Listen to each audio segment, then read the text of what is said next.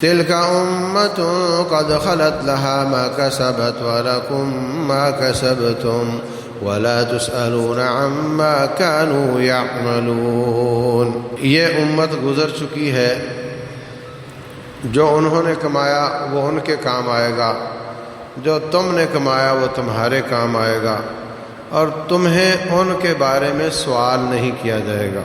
محترم سامعین و سامعات، اللہ تبارک و تعالی نے رسول اللہ صلی اللہ علیہ وسلم پر شریعت نازل کی۔ آپ پر شریعت نازل ہوئی اور مکہ میں شروع ہوئی، مدینہ میں آ کر 10 سال کے بعد آپ کی وفات پر شریعت کا نزول بند ہو گیا، بلکہ حجۃ الوداع کے موقع پر ہی یہ آیت نازل ہو گئی تھی، الیوم اکملت لکم دینکم واتممت علیکم نعمتی ورضیت لکم الاسلام دینا۔ آج ہم نے تم پر اپنا دین مکمل کر دیا، ہم اپنی نعمت پوری کر دی اور ہم نے تمہارے لیے اسلام کو پسند کیا ہے۔ تو دین وہی ہے، اس پر عمل کر لو گے تو جنت میں جاؤ گے، اس کی مخالفت کرو گے تو جہنم میں جاؤ گے۔ اس کے بعد بڑے بڑے حادثے ہوئے، بڑے بڑے واقعات ہوئے۔ حضرت عثمان بن عفان رضی اللہ عنہ شہید کر دیے گئے، اس کے بعد حضرت طلحہ اور زبیر شہید ہو گئے، اس کے بعد حضرت معاویہ بن ابی سفیان کے ساتھ لڑائی ہو گئی۔ بڑے بڑے واقعات ہیں جس میں حضرت عمار بن یاسر رضی اللہ عنہ شہید ہو گئے۔ یہ سارے بڑے بڑے واقعات ہیں، ان سب پر اسلام کی بنیاد نہیں رکھی جا سکتی۔ یہ تاریخی واقعات ہیں، دل گداز ہیں، رلا دینے والے۔ اور اس کے بعد حضرت حسین بن علی رضی اللہ عنہما کی شہادت بہت ہی دل گداز ہے، بڑی ہی پریشان کن ہے، کیونکہ ان کی بہت اعلیٰ شان ہے، بڑا اعلیٰ مقام ہے۔ ان کی شہادت بہت بڑا حادثہ ہے، بہت بڑا قصہ ہے، بہت بڑا واقعہ ہے، لیکن اس کے باوجود اسلام اس شہادت سے 50-51 سال پہلے مکمل ہو چکا تھا۔ اس وقت جو سیاست چل رہی ہے، ایک ہوتی سیاست اور دین، ایک ہوتا ہے دین کو سیاست بنا کر پیش کرنا۔ دین کی سیاست یہ چل رہی ہے کہ دین شروع کرو 50 سال بعد، دین شروع کرو 40 سال بعد۔ حضرت عثمان بن عفان رضی اللہ عنہ، حضرت علی بن ابی طالب رضی اللہ عنہ، ان کے آپس میں چپکلش صحابہ کرام کی، یہاں سے دین شروع کرو، اور اسلام کی شان و شوکت، اسلام کی فتوحات، اسلام کی شہادتیں، وہ سارا چھوڑ دو، جو دل دکھانے والی تاریخ ہے وہ بیان کرو۔ یہ سیاست ہو رہی ہے دین بیچنے والوں کی۔ چنانچہ آپ دیکھو کہ جب بھی بات کریں گے، اور اب مصیبت آ گئی ہے انٹرنیٹ پر ریٹنگ کی۔ کوئی لڑکی منار پاکستان پر ناچ کر دکھاتی تاکہ مجھے زیادہ لوگ دیکھیں۔ وہ لڑکی ہے، اس کو ناچنا آتا ہے، یہ ملا نما ہے، اس کو ناچنا نہیں آتا، اور نہ اس کو ناچتے کو کوئی دیکھتا ہے۔ اس کو یہی آتا ہے کہ اسلام کے جو زخم ہیں، اسلام کے جو دانے ہیں، پھوڑے ہیں، اس کو چھیڑو، وہ بیان کرو تو آپ کی ریٹنگ بڑھے گی، لوگ زیادہ آپ کو دیکھیں گے، یوٹیوب زیادہ پیسہ دے گا۔ یہ مصیبت بنی ہوئی ہے۔ چنانچہ آپ دیکھو گے بعض لوگوں کا موضوع ہی یہ ہوتا ہے، نہ وہ آپ کا عقیدہ ٹھیک کریں گے، نہ وہ آپ کا عمل ٹھیک کریں گے، نہ پاکی پلیدی کے مسائل بیان کریں گے۔ ان کو یہ مصیبت ہوگی کہ یہ بتاؤ کہ حضرت معاویہ اور حضرت علی کا معاملہ کیا تھا، اور حضرت عثمان بن عفان رضی اللہ تعالیٰ عنہ کے ساتھ کیا ہوا تھا، اور حضرت حسین بن علی رضی اللہ عنہما کے ساتھ کیا ہوا تھا۔ یہاں سے شروع کرو، یہیں پہ ختم کرو، اسی پر بات کرو، اسی پر لوگوں کو رلاؤ۔ بس جتنے زیادہ روئیں گے اتنا زیادہ پیسہ نکلے گا۔ یہ سیاست ہے دین میں۔ حضرت حسن بن علی رضی اللہ تعالیٰ عنہ بھی حسین کے بڑے بھائی ہیں، کبھی آج تک آپ نے ان کا نام سنا کسی کی تقریر میں؟ کیا وہ آل رسول نہیں صلی اللہ علیہ وسلم؟ کیا ان کا شان اور مرتبہ اور مقام نہیں؟ مگر ان کو بیان کرنے سے کوئی روتا ہی نہیں، نہ ریٹنگ بڑھتی ہے۔ ہم تو یہ کہتے ہیں کہ یزیدیت ایک بہت بڑا مطلب اس کو کفر سے اوپر لے جاتے ہیں، کہ یعنی جو بھی دوسری پارٹی تھی نا وہ یزیدیت کا معنی کفر، نعوذ باللہ۔ تو جب ہم یہ بتائیں گے کہ حضرت حسن رضی اللہ تعالیٰ عنہ نے حکومت ہی ان کو دے دی تو ہمارے پلے کیا رہ جائے گا؟ اس لیے ان بیچاروں کا کوئی نام نہیں لیتا، ان کا کوئی تذکرہ نہیں کرتا، نہ اس پر ریٹنگ آتی ہے، نہ کسی کو رونا آتا ہے۔ فائدہ کیا؟ کبھی حسنین کہہ کر ان کا تذکرہ ہو جائے گا کہ حسن اور حسین، یا کوئی 5 تن پاک کے نام سے ان کا نام لے لے گا، ورنہ کبھی ان کی سیرت بیان نہیں کرے گا، کبھی ان کے کام بیان نہیں کرے گا۔ یہ سیاست ہے، نان ایشو کو ایشو بنانا، عوام کو اپنی پچ پر لڑانا کہ جو میں کہتا ہوں اس پر لڑو، جو تمہارے ایشوز ہیں جو قبر میں پوچھا جائے گا، جو حشر میں پوچھا جائے گا، اس کو چھوڑ دو۔ پلید رہتا ہے، یہ نہیں پوچھتا کہ یہ معاملہ پلیدی والا ہے، اس میں غسل واجب ہے نہیں ہے تو کیسے نہانا ہے۔ یہ پوچھے گا کہ بتاؤ تیرا یزید کے بارے میں کیا خیال تھا، یہ پوچھے گا۔ اور کیا عوام اور کیا بڑے اور کیا مولوی۔ یاد رکھو، جو لوگ امت اسلامیہ کو حسینیت اور یزیدیت میں تقسیم کرتے ہیں، اور جو شخص اس موضوع پر پھسلتا ہے یا حضرت حسین رضی اللہ تعالیٰ عنہ کی طرف جا کر یزیدیت کو کفر قرار دیتا ہے، یا یزید کی مدح سرائی کرتے ہوئے اس کی تعریفیں شروع کر دیتا ہے، وہ ان کی پچ پر کھیل رہا ہوتا ہے۔ آپ اس کو جتوا دو یا اس کو جتوا دو، آپ کو وہ پاؤں پھسلانے میں وہ آپ کے کامیاب ہو گیا کہ آپ سے سارے موضوعات چھڑوا کر وہ آپ کو اپنی پچ پر لے آئے۔ شریعت اسلامیہ اس میں یہ سوال ہے ہی نہیں۔ اسلام اس سے 51 سال پہلے مکمل ہو چکا ہے۔ جس اسلام پر عمل کر کے صحابہ کرام جنت میں جائیں گے، ہم بھی اس پر عمل کر کے جنت میں چلے جائیں گے۔ اور اس میں یہ ہے ہی نہیں سوال کہ تم یزیدی ہو یا حسینی ہو۔ تو ہم ہمیشہ اس بات سے بچنے کی کوشش کرتے ہیں کہ آپ کے مسائل کیا ہیں، آپ کی ضروریات کیا ہیں، آپ کے اخلاق کیا ہونے چاہیے، آپ کے معاملات کیا ہونے چاہیے، آپ کا عقیدہ کیا ہونا چاہیے، آپ کی عبادات کیسی ہونی چاہیے، یہ بیان کیا جائے۔ آپ کی سوچ اور فکر کیسی ہونی چاہیے، یہ بیان کیا جائے۔ حالات حاضرہ کیا چل رہے ہیں، یہ بیان کیا جائے، نہ یہ کہ وہ اسلام کے دل گداز قسم کے واقعات بیان کر کے اپنی ریٹنگ کو بڑھایا جائے۔ ہم اس طرف نہیں جاتے۔ لیکن آپ کا ایک نمازی ملا، آپ کا کیا خیال ہے فلاں فلاں، انہی واقعات کے بارے میں پوچھا، میں نے بتایا، کہتا اچھا تو اتنی دیر ہو گئی آپ کے پیچھے جمع پڑتے، آپ نے تو کبھی بتایا ہی نہیں، یہ تو ٹی وی پہ اور یوٹیوب پر بیٹھ کر فلاں بیان کرتا ہے۔ وہ مجھے اپنی باڈی لینگویج سے یہ کہنا چاہ رہا تھا کہ تم خیانت کرتے ہو، ہم سے یہ واقعات چھپاتے ہو، اور وہ امانت دار ہے کہ وہ ہمیں وہ واقعات بتاتا ہے۔ تو یہ سوچ، اس سوچ کی وجہ سے ہمیں کچھ نہ کچھ بیان کرنا پڑتا ہے۔ تو میں نے نہایت ہی اختصار کے ساتھ حضرت عثمان رضی اللہ تعالیٰ عنہ کے واقعات اور جمل کا اور صفین کا معرکہ یہ عرض کر دیا تھا۔ جب حضرت معاویہ بن ابی سفیان رضی اللہ عنہما نے یہ کہہ دیا ہم لڑنا نہیں چاہتے، ہم فیصلہ چاہتے ہیں، تو حضرت علی رضی اللہ تعالیٰ عنہ انہوں نے کہا ٹھیک ہے، ایک بندہ آپ دے دیں، ایک آپ دے دیں۔ دونوں نے ایک ایک آدمی دے دیا۔ حضرت حسن، حضرت عمر بن عاص حضرت علی کی طرف سے، اور ابو موسیٰ اشعری رضی اللہ عنہما حضرت ابو موسیٰ حضرت علی کی طرف سے، اور عمر بن عاص حضرت معاویہ کی طرف سے۔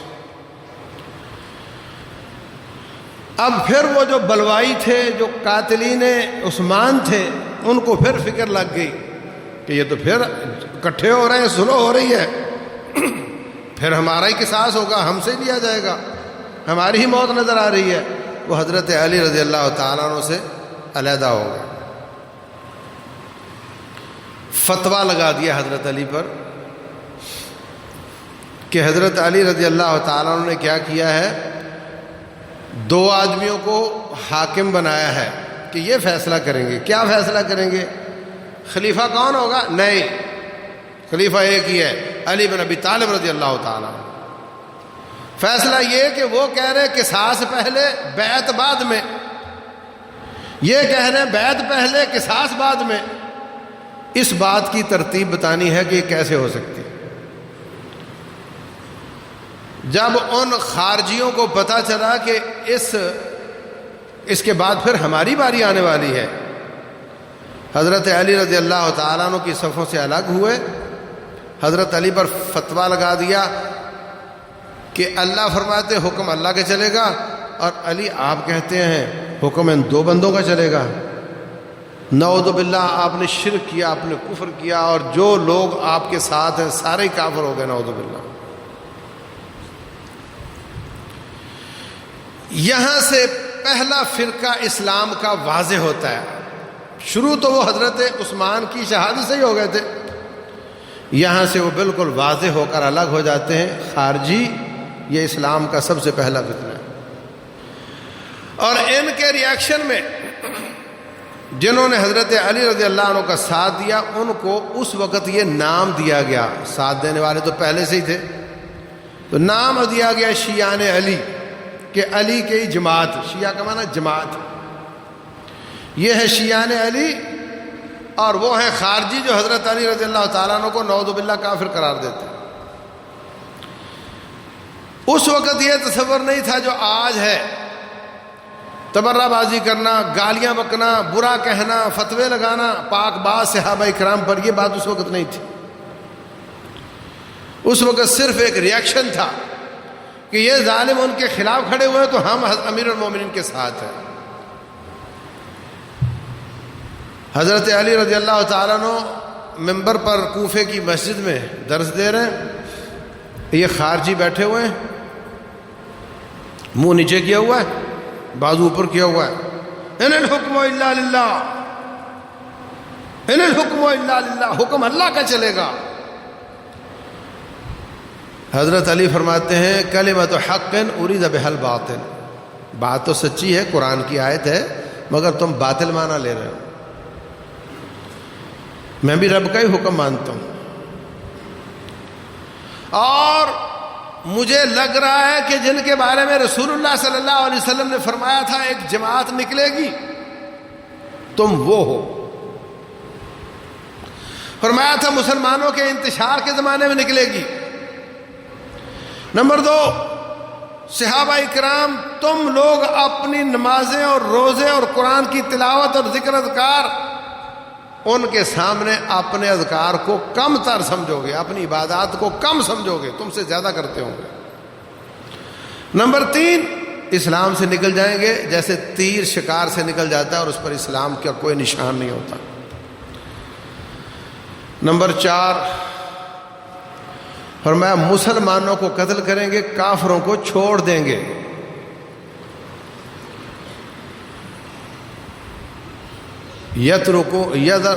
یقتلون اہل الایمان ویذرون اہل الاوثان، کافروں کو ریلیف دیں گے، مسلمانوں کو چھوڑ دیں گے۔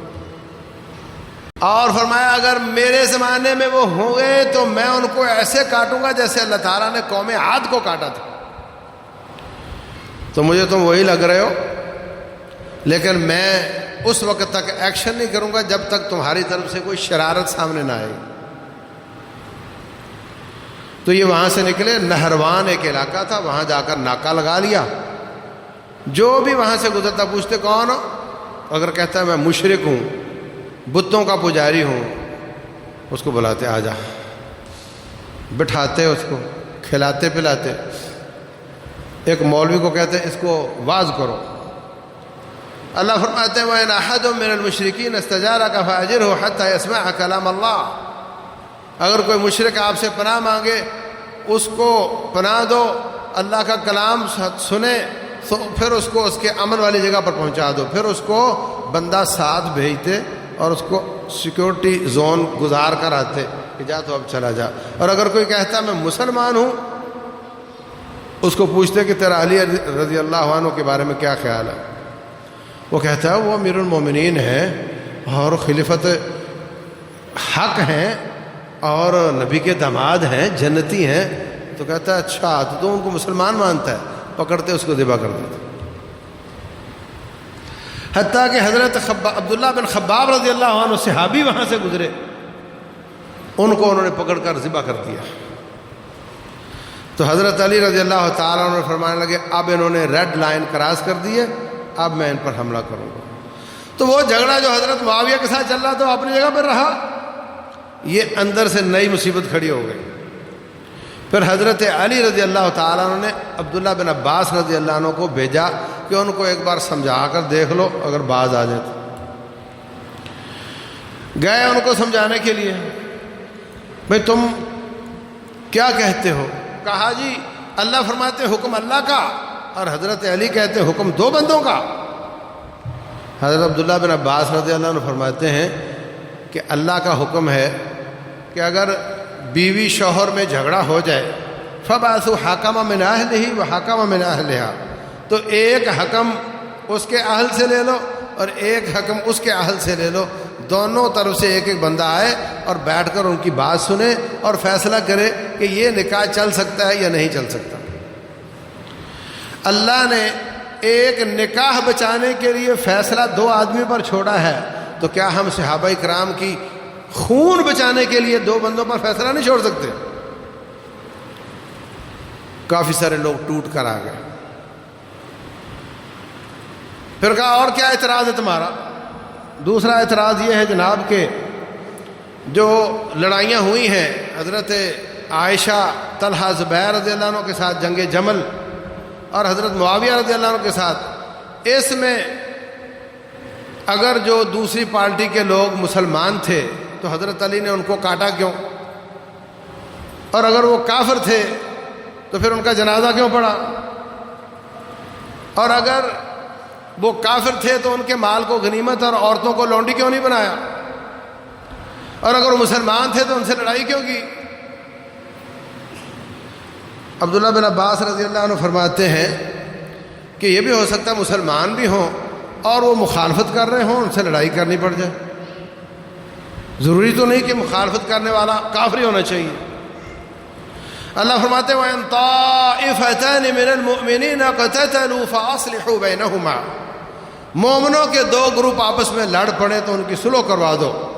فَإِن بَغَتْ إِحْدَاهُمَا عَلَى الْأُخْرَى، اگر ایک دوسرے پر زیادتی کرے تو تم مظلوم کا ساتھ دے کر ظالم کے ساتھ لڑائی کرو، حتیٰ تفیء الی امر اللہ، یہاں تک کہ وہ واپس آ جائے. تو لڑائی تو کرنی پڑتی ہے بھی مسلمان. اللہ فرماتے ہیں وَإِن طَائِفَتَانِ مِنَ الْمُؤْمِنِينَ، دو مومن گروپ آپس میں لڑ پڑے. اللہ نے ان کے ایمان کی بھی تصدیق کی ہے اور لڑائی کی بھی تصدیق کی ہے. یہ ہو سکتا ہے کہ مخالف مومن بھی ہو اور لڑائی بھی ان سے کرنی پڑ جائے. جہاں تک تعلق ہے ان کو غلام لونڈیاں کیوں نہیں بنایا، تو وہ تمہاری ماں عائشہ رضی اللہ عنہا ہے. اٹھو کون بناتا ہے ان کو لونڈی؟ تو شرم سے سر جھک گئے اور پھر کافی سارے لوگ مزید ٹوٹ کر آ گئے. کچھ لوگ تھے جن کو پتا تھا اگر یہ صلح ہو گئی تو ہمیں قتل کیا جائے گا، وہ ڈٹائی پر اڑے رہے. اور پھر حضرت علی رضی اللہ تعالیٰ عنہ ان کے ساتھ لڑائی کی اور ان کی نعشوں میں ایک نعش وہ بھی تلاش کی گئی جس کی کوہنی پر عورت کے سینے جیسا گوشت تھا. تو انہوں نے اللہ تعالیٰ کا شکر ادا کیا کہ اللہ تیرا شکر ہے کہ میں حق پر ہوں اور یہ باطل پر ہے. بڑا مشکل مارکا تھا. نمازیں پڑھتے ہیں، روزے رکھتے ہیں، اللہ اللہ کرتے ہیں، صدقہ خیرات آپ سے زیادہ، ان پر تلوار اٹھانا آسان کام ہے؟ تو عزیز بھائیوں، پاکستان آرمی کو بہت بڑا چیلنج تھا یہ، جب مسلمانوں کو کافر کہنے والوں پر گولی چلانے کا حکم ملا، کئی لوگ ریزائن کر کے آ گئے، یہ داڑیاں والے نیک، ان پر گولی کیسے چلائیں؟ یہ بہت بڑا چیلنج تھا، اور حضرت علی رضی اللہ تعالیٰ عنہ کے لیے بھی بہت بڑا چیلنج تھا۔ تو اس طریقے سے ان کے اکثر قتل ہو گئے اور کچھ بھاگ گئے وہاں سے، یہ فتنہ ختم ہوا۔ پھر انہوں نے دور بیٹھ کر سازشیں جاری رکھیں اور 2 فدائی مشن بھیجے، ایک فدائی مشن حضرت معاویہ کو شہید کرنے کے لیے، ایک فدائی مشن حضرت علی کو شہید کرنے کے لیے۔ حضرت معاویہ رضی اللہ تعالیٰ عنہ کی سیکورٹی زیادہ مضبوط تھی، وہ بچ گئے اور حضرت علی ان ظالموں نے شہید کر دیے۔ حضرت علی رضی اللہ تعالیٰ عنہ کو خنجر لگے ہوئے ہیں، آخری لمحات چل رہے ہیں۔ لوگوں نے پوچھا آپ کے بعد خلیفہ حسن کو بنا لیں؟ کہنے لگے نہ میں تمہیں حکم دیتا ہوں اور نہ میں تمہیں منع کرتا ہوں۔ انہوں نے حضرت حسن رضی اللہ تعالیٰ عنہ کو خلیفہ بنا لیا۔ اب حضرت حسن رضی اللہ عنہ کے پیچھے پڑ گئے، چلو حضرت معاویہ پر حملہ کرنا، اٹھو۔ وہ بچتے تھے اس بات سے، اور ان کو بشارت تھی رسول اللہ صلی اللہ علیہ وسلم کی کہ میرا یہ بیٹا سردار ہے مسلمانوں کے، کافر اور مسلمان کے نہیں، مسلمانوں کے 2 بڑے بڑے گروپوں میں سلو کروائے گا۔ انہوں نے لشکر تیار کیا بہت بڑا، جس کی کوئی مثال نہیں ملتی۔ اس لشکر میں ہی آپس میں لڑنے لگ گئے، پھوٹ پڑ گئی۔ انہوں نے فیصلہ کیا اور خط لکھا حضرت معاویہ کو کہ بھائی آپ آئے، کہا کہ میں امت کو 2 ٹکڑوں میں دیکھنا پسند نہیں کرتا، میں اپنی خلافت چھوڑتا ہوں، آپ کے ہاتھ پر بیعت کرتا ہوں، آپ اس خلافت کو اسلام کے طریقے پر چلانا، اہل بیت الاطہار رضی اللہ عنہم ان کا خیال رکھنا، اور کسی سے کسی قسم کا بدلہ نہیں لینا، کسی کے خلاف رنجش نہیں رکھنی۔ ان ساری باتوں پر انہوں نے اتفاق کیا۔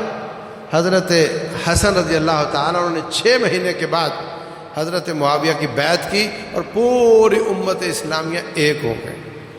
اس کو السنۃ الجماعہ کہتے ہیں، ایسا سال جس میں امت دوبارہ ایک ہو گئی۔ نبی صلی اللہ علیہ وسلم کی بشارت پوری ہو گئی، اور امت اسلامیہ پر نبی صلی اللہ علیہ وسلم کے بعد اتنا بڑا احسان شاید کسی نے نہ کیا ہو جتنا بڑا احسان حضرت حسن بن علی رضی اللہ عنہما نے کیا۔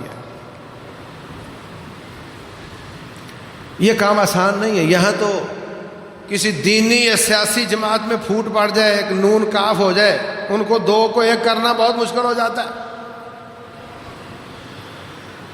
دونوں کے عہدے دار ہوتے ہیں، اوپر والے ملنا بھی چاہے تو نیچے والے پسند نہیں کرتے۔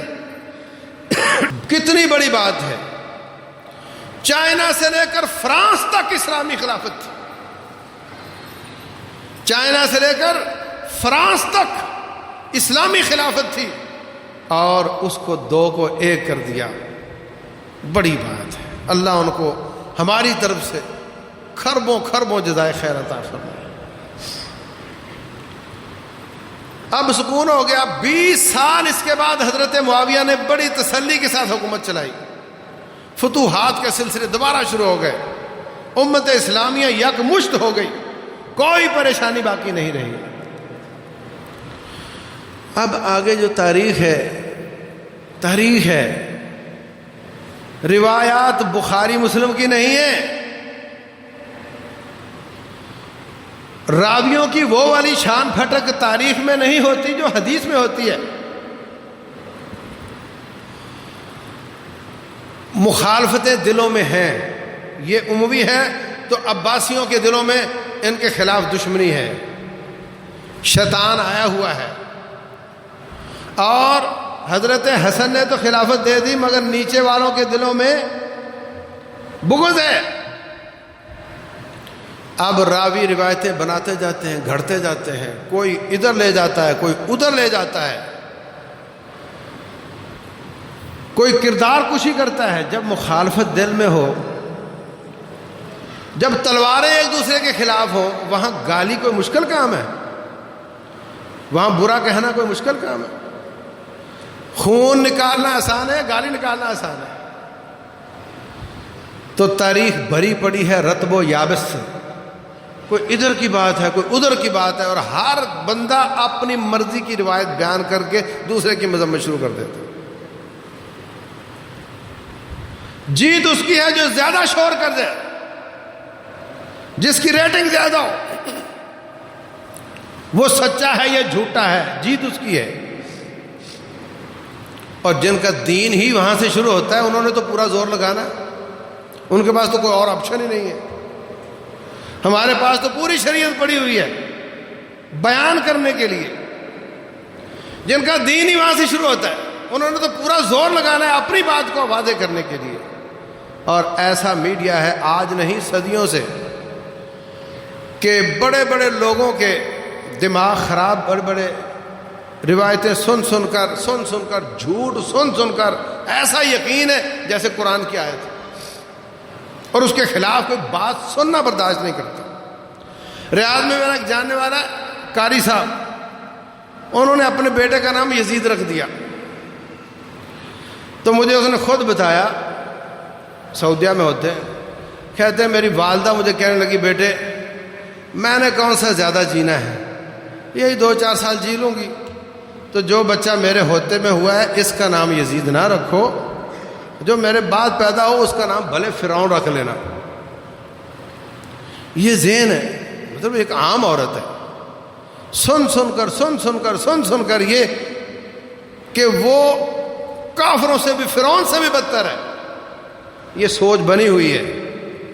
اور دوسری طرف پارسا اور پاک باز قرار دینے والے پر بھی پورا زور لگا ہوا ہے، ادھر بھی پورا زور لگا ہوا ہے. رب فرماتے تلک امت قد خلت لہا ما کسبت ولکم ما کسبتم. یہ امت جا چکی، جو انہوں نے کمایا ان کے لیے ہے، جو تم کماؤ گے تمہارے لیے ہے. ولا تسألون عما كانوا يعملون، تم سے نہیں پوچھا جائے گا کہ وہ کیا کیا کرتے تھے. رب کعبہ کی قسم ہے، نہ قبر میں نہ حشر میں آپ سے نہیں پوچھا جائے گا کہ کون حق پر تھا کون باطل پر تھا.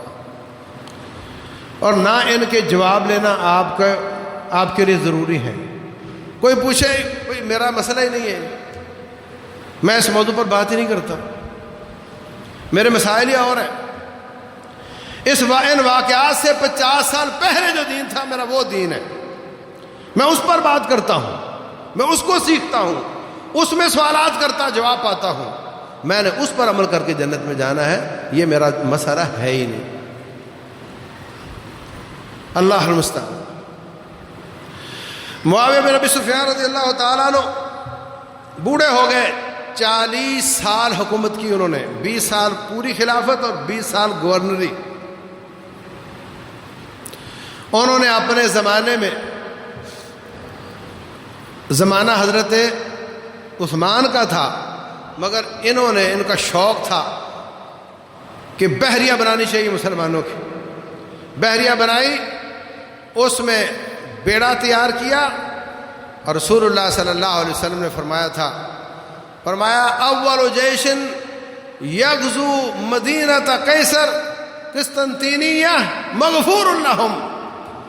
پہلا وہ لشکر جو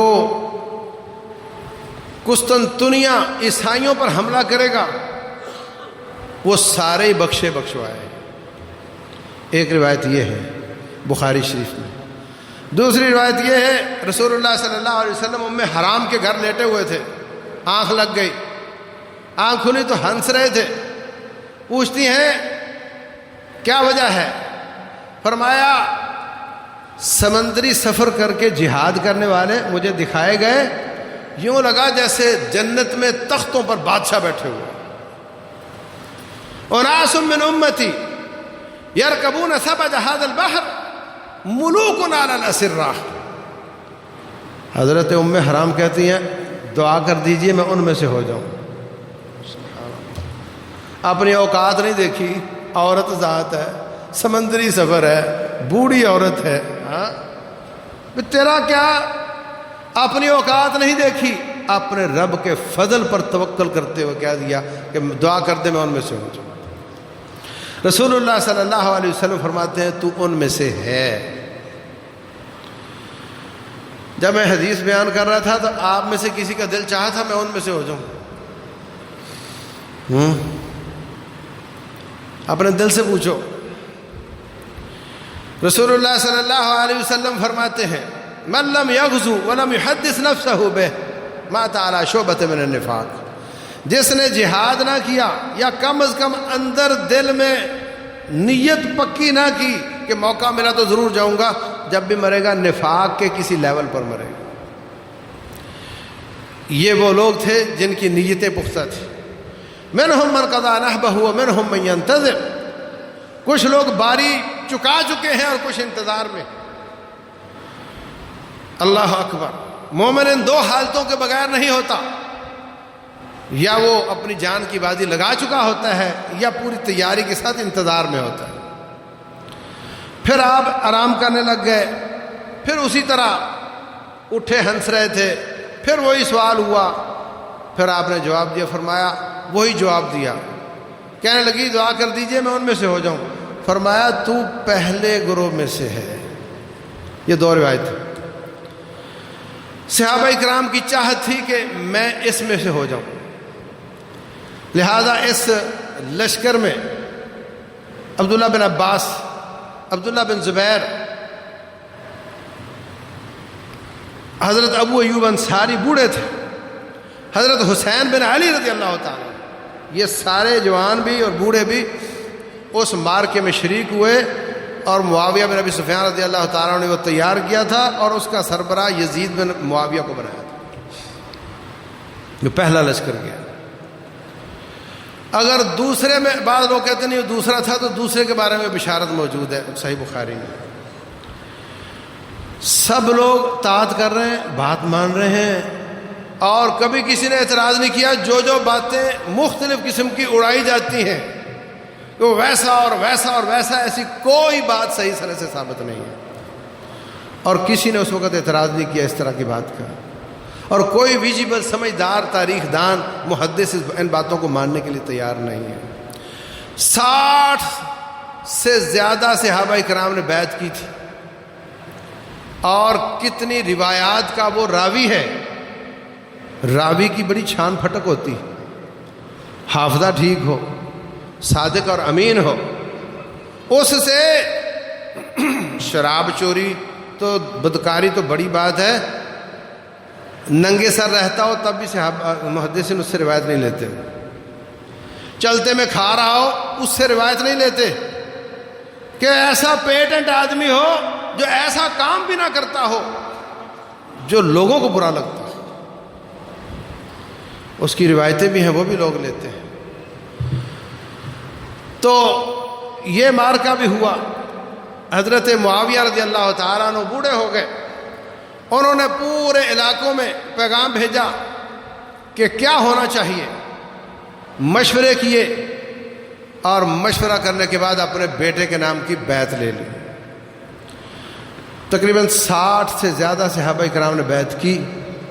3 صحابی حسین بن علی رضی اللہ عنہما، عبداللہ بن زبیر رضی اللہ عنہما اور عبد الرحمن بن ابی بکر رضی اللہ عنہما، ان تینوں نے بیعت نہیں کی بلکہ مخالفت کی کہ ہم بیعت نہیں کریں گے اور ہم الٹا مقابلہ کریں گے. باقی لوگوں نے بیعت کر لی. اس کے بعد کیا ہوا؟ سچی بات تو یہ ہے میرا ذاتی طور پر اپنا دل بھی نہیں مانتا اس بات کو کہ باپ اپنے بیٹے کے نام کی وصیت کرے. اور یہی خلش تھی ان تینوں صحابہ اکرام کے دل میں کہ ہم نے پوری خلافت آپ کو دے دی اور آپ اپنے بعد بیٹے کو دے رہے. اور کیا لفظ بولا؟ اکیسریۃ کیا یہ رومیوں کی سلطنت ہے کہ باپ کے بعد بیٹے کو بنایا گیا ہے؟ یہ ایلیگیشن نہیں کہ یہ کفر ہو گیا ہے، نفاق ہو گیا ہے، شرک ہو گیا ہے، بدعت ہو گیا ہے، یہ کسی نے نہیں کہا۔ یہ کہا کہ یہ کیسر و کسرا کا طریقہ ہے، باپ کے بعد بیٹا، ہم یہ نہیں چلنے دیں گے۔ مسلمانوں سے مشورہ کر کے کسی کو بنا دیا جائے، باپ کے بعد بیٹے کو ہم نہیں چلنے دیں گے۔ یہ ان 3 صحابیوں کا موقف تھا جو انہوں نے آگے بڑھ کر ڈٹ کر مقابلے کی حد تک اس کو بیان کیا۔ باقی لوگوں نے بیعت کر لی اور انہوں نے اس بات کو تسلیم کر لیا۔ اس بات پر تاریخ دان حضرت معاویہ پر بڑا برستے ہیں، کیا جماعت اسلامی ان کے بڑے، اور دوسروں کا تو حق ہی بنتا ہے نا کہ وہ اس طرح کرے۔ حقیقت یہ ہے کہ اجتہاد جو شخص کرتا ہے، اذا اجتہد الحاکم فاخطأ فلہ اجر واحد فإن اصاب فلہ اجران۔ جو شخص اجتہاد کرتا ہے اگر وہ حق بات تک پہنچ جائے تو اس کو ڈبل اجر ملتا ہے، حق بات تک نہ پہنچ سکے تو اس کو سنگل اجر ضرور ملتا ہے۔ اگر میرے نزدیک ان کا یہ فیصلہ درست نہیں تو ان کو سنگل اجر ضرور ملے گا، اور اللہ کے نزدیک اگر ان کا فیصلہ درست ہے تو ان کو ڈبل اجر ملے گا۔ ان 2 میں سے وہ خالی نہیں ہے۔ اور جہاں تک بات ہے مشورے کی، مشورہ کے بغیر انہوں نے کام نہیں کیا، مشورے کے ساتھ کیا۔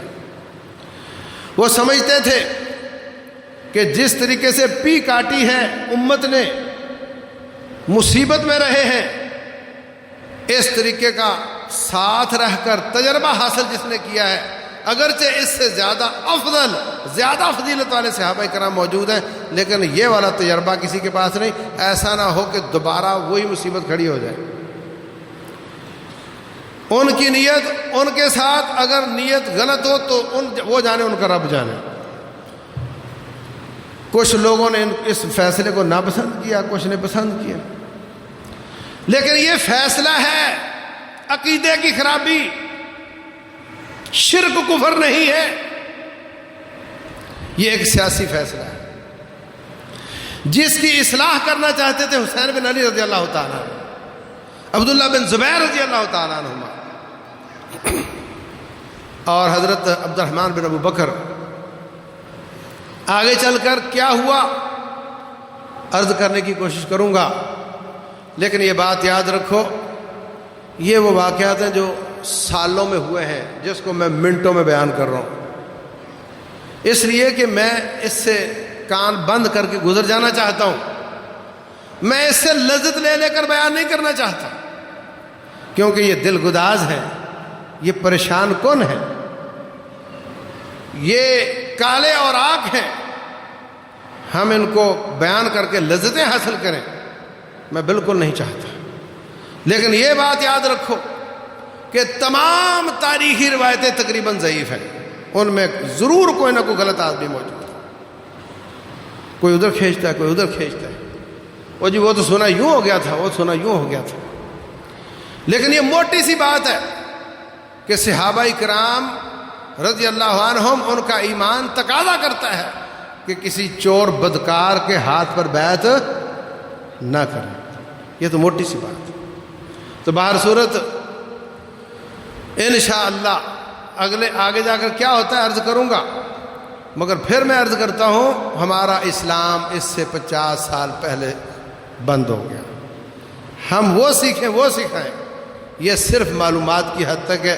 اللہ تعالی ہم سب کو اپنی زبان محفوظ کرنے کی توفیق دے۔ امام شاہ بھی فرماتے ہیں اللہ نے ہمیں لیٹ پیدا کر کے صحابہ کرام کے خونوں سے ہماری تلواروں کو بچا لیا، تو کیا ہم اپنی زبانوں کو ان کی عزتوں سے نہیں بچا سکتے؟ ہم یہی کہیں گے ربنا اغفر لنا ولاخواننا الذین سبقونا بالایمان، یا اللہ ہمیں بھی معاف کر دے اور جو ایمان پر دنیا سے چلے گئے ان سب کو معاف کر دے۔ ولا تجعل فی قلوبنا غلا للذین آمنوا، یا اللہ ایمان والوں کے خلاف ہمارے دلوں میں کینہ نہ ہو، ہمارے سینے کو ان کے خلاف کینے سے محفوظ رکھنا۔ اللہ تعالیٰ سمجھ دے توفیق دے۔ واللہ اعلم، وصلی اللہ وسلم وبارک علی نبینا۔